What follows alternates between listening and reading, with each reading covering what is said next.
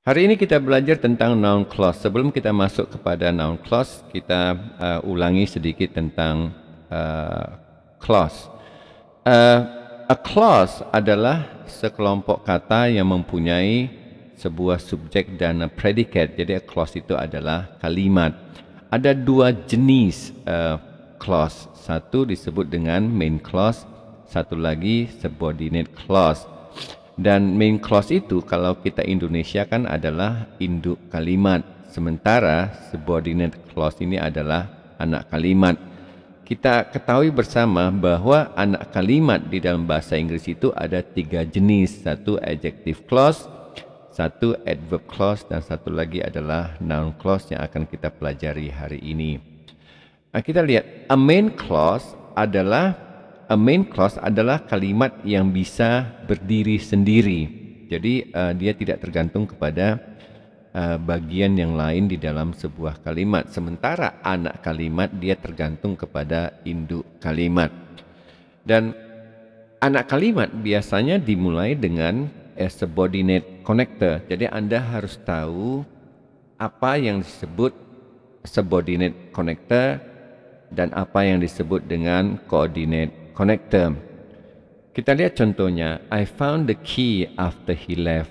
After he left ini adalah anak kalimat, a subordinate clause atau disebut dengan dependent clause. Nah, dari mana Anda tahu bahwa dia itu adalah anak kalimat? Ya, karena dia mempunyai kata sambung after, which I had selected. Ini adalah anak kalimat dari kita ketahui dari kata sambung which. If he comes, ini adalah anak kalimat dari kata sambung if. Who works very hard, ini adalah anak kalimat karena ada kata sambung who. Jadi Anda perlu mengetahui kata sambung anak kalimat, subordinate connectors. Anda harus tahu. Kalau Anda tidak tahu, Anda tidak bisa mengetahui mana anak kalimat, mana induk kalimat.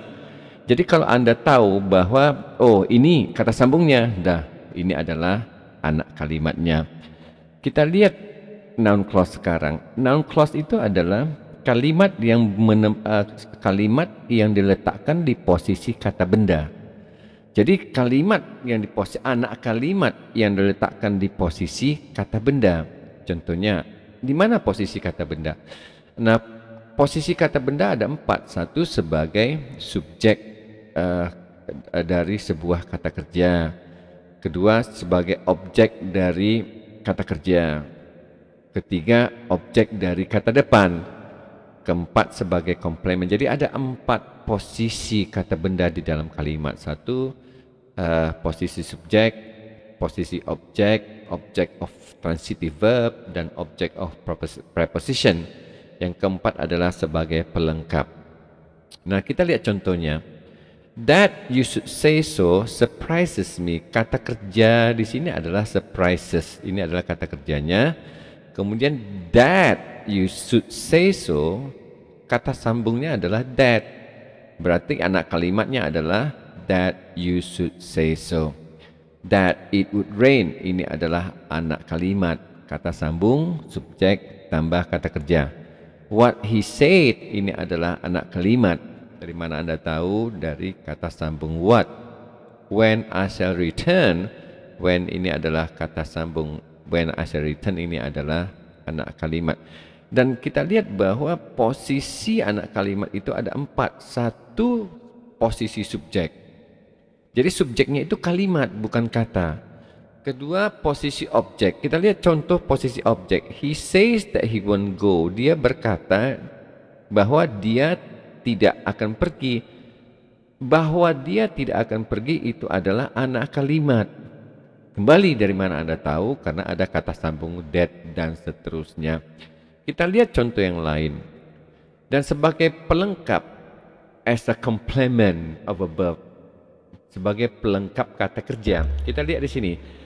My belief is that he will not come. Saya percaya dia tidak datang.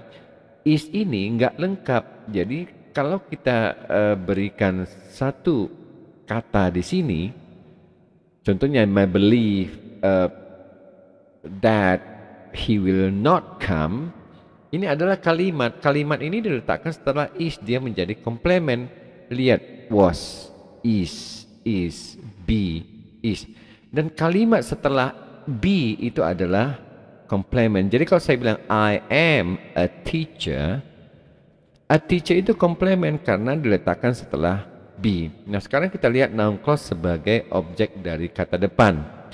Nah, di sini Anda harus tahu apa saja kata depan dalam bahasa Inggris. Yang harus Anda tahu adalah kata depan yang umum. Contohnya di sini kebetulan diambil kata depan to, kata depan in, dan kata depan except.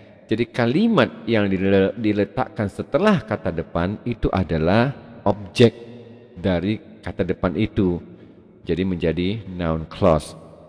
Nah, kata sambung apa saja yang ada di dalam noun clause? Itu adalah kata sambung what, when, where, why, how, whatever, whenever, whether, if, dan that. Sementara kata sambung yang bisa berfungsi juga sebagai pokok kalimat itu adalah who, whoever, what, whatever, which, whichever. Contohnya, I know what happened. What di sini sebagai kata sambung juga sebagai subjek. Untuk mengetahui a noun clause, Anda harus tahu fungsi dari kata benda. Kalau Anda mengerti fungsi dari kata benda, ini noun clause tidak menjadi masalah. Terima kasih.